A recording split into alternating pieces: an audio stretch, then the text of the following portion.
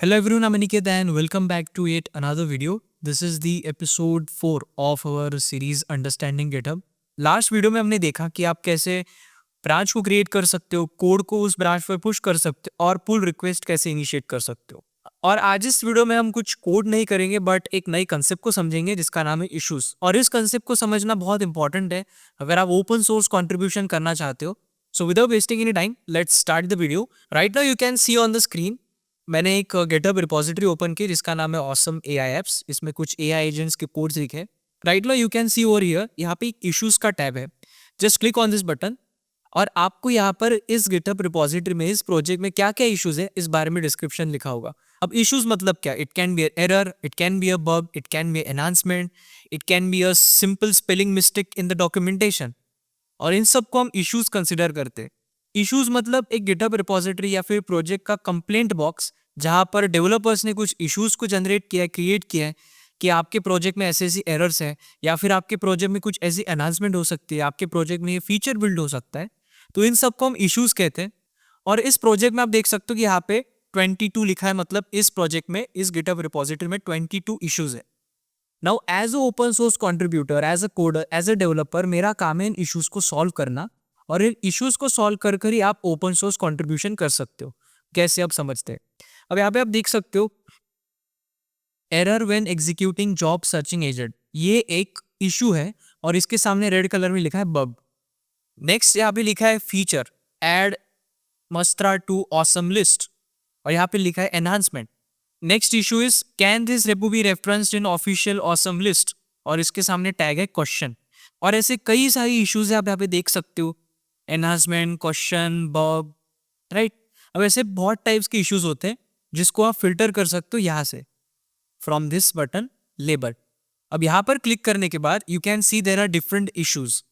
First one is bug, यहाँ पे लिखा है something isn't working, then documentation, improvements or addition to the documentation, then duplicate, this issue or pull request already exists, then enhancement, a new feature or request, good first issue, good for newcomers, जो beginners होते हैं और उन्हें open source contribution के बारे में नहीं पता, उन्होंने कभी ओपन सोर्स कंट्रीब्यूट नहीं किया, पुल रिक्वेस्ट इनिशिएट नहीं किए, तो उन लोगों के लिए good first issue is the best. उसके बाद help wanted, invalid, question, won't fix. तो ऐसे ये अलग अलग टाइप के इश्यूज हैं, उसमें से हम कुछ भी सिलेक्ट कर सकते। फॉर एग्जाम्पल अगर मैं बग इस इशू को सिलेक्ट करता हूँ तो यहाँ पर आप देख सकते हो कि मुझे दो इश्यूज मिल रहे हैं जो बग इस कैटेगरी में आते हैं। सबसे पहला है error when executing job searching agent और दूसरा है रिज्यूम ऑप्टिमाइजर। अब आपके स्किल के अकॉर्डिंग, आपके इंटरेस्ट के अकॉर्डिंग आप किसी भी इशू को सिलेक्ट कर सकते हो। वो कैसे करते हैं? Just select one issue, for example resume optimizer. अब यहाँ पे आप देख सकते हो कि इस बग का डिस्क्रिप्शन लिखा है कि मतलब एरर है क्या एक्चुअली। और यहाँ पे लिखा है ATS keyword optimizer Qwen 3 error, calculated available context size 607 was not non negative. फिर प्रोजेक्ट का नाम लिखा है रिज्यूम ऑप्टिमाइजर, प्रोजेक्ट डायरेक्टरी, उसके बाद करंट बिहेवियर क्या है उस कोड का, उसका एक्सपेक्टेड बिहेवियर क्या होना चाहिए और स्टेप्स टू रिप्रोड्यूस। सो ऐसे डिस्क्रिप्शन में लिखा है पूरा उस बग के बारे में। अब as a open source contributor इस बग को पढ़ने के बाद अगर आपको ये लगता है कि आप इस बग को सॉल्व कर सकते हो या आपके स्किल से भी मैच करता है, then you can solve this issue. अब कैसे करते हैं वो समझते हैं। अब यहाँ पर राइट सेक्शन में आप देख सकते हो assignees, labels, projects, milestone, relationship, development. अब इन सब में से सबसे इंपॉर्टेंट चीज जो हमें समझनी है असाइनीज। अब यहाँ पे लिखा है नो वन असाइन। अब इस इशू का नाम है रिज्यूम ऑप्टिमाइजर। अब आपने इस इशू को पूरा समझ लिया कि इशू किस बारे में और मैं इसे सॉल्व करना चाहता हूँ, आपने ऐसे डिसाइड कर लिया। So what you will do, आप इस गिटहब रिपोजिटरी को फोर्क करोगे, then you will clone it, फिर एक नई ब्रांच क्रिएट करोगे, उसके बाद आप उस पर कोड में चेंजेस करोगे, then you will push the changes on to the branch. और ऐसा करने आपको 2-3 दिन लग सकते हैं। उसके बाद आप फिर पुल रिक्वेस्ट इनिशिएट करोगे और पुल रिक्वेस्ट इनिशिएट करने के बाद अगर आपको ये दिखा कि ये जो बग है इतने टाइम में पहले ही किसी ने सॉल्व कर दिया है और उसने लिखा हुआ जो कोड है उसकी पुल रिक्वेस्ट पहले ही एक्सेप्ट हो चुकी है, एंड दिस हैपेंस, तो इसका मतलब आपने जो इतना टाइम इन्वेस्ट किया उस प्रोजेक्ट के ऊपर, उस इशू के ऊपर, वो तो वेस्ट हो गया। और इसी सिचुएशन को अवॉइड करने के लिए हमें सबसे पहले चेक करने होते हैं इस इशू के असाइनीज कि इस इशू पर कौन कौन से कंट्रीब्यूटर्स, कौन कौन से डेवलपर्स असाइंड है। और अगर उस पर कोई असाइन है पहले से तो आप इसे क्यों सॉल्व करोगे, because someone else is already working on it. तो आप किसी नेक्स्ट इशू को ढूंढोगे जहां पर कोई असाइन नहीं है। अब इस केस में आप देख सकते हो यहाँ पे लिखा है नो वन असाइन, मतलब ये इशू किसी को भी असाइन नहीं है। अब आपको ये इशू असाइन हो, इसके लिए अब हम क्या करें? Step 1 is to ask for the permission. वो कैसे करते हैं? अब इस डिस्क्रिप्शन के नीचे अगर आप थोड़ा स्क्रॉल डाउन करो, देख सकते हो यहाँ पे लिखा है ऐड अ कमेंट। अब इस बॉक्स में आपको लिखना है कि as a developer, as a contributor, I want to solve this issue, this matches my skills and my interest and I can solve this. एक अच्छा सा मैसेज लिखना है।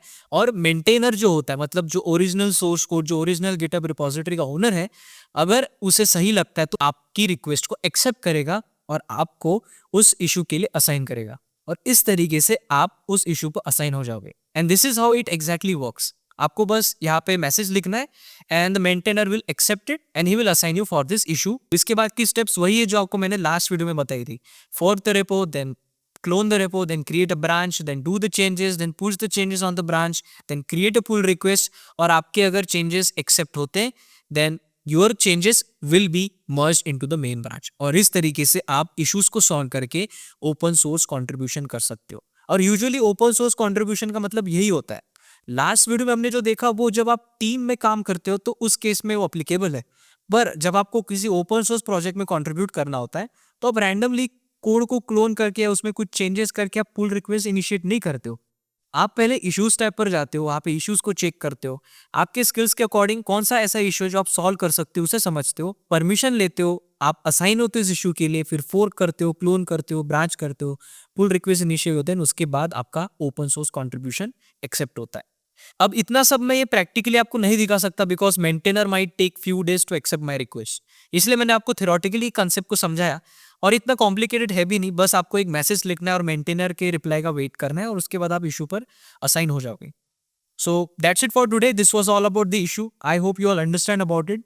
अब नेक्स्ट एपिसोड में हम देखेंगे कि अगर आपने पुल रिक्वेस्ट इनिशिएट की और आपकी पुल रिक्वेस्ट रिजेक्ट होती है, मतलब मेंटेनर आपको और कुछ चेंजेस करने को बोलता है, उस केस में क्या करना चाहिए?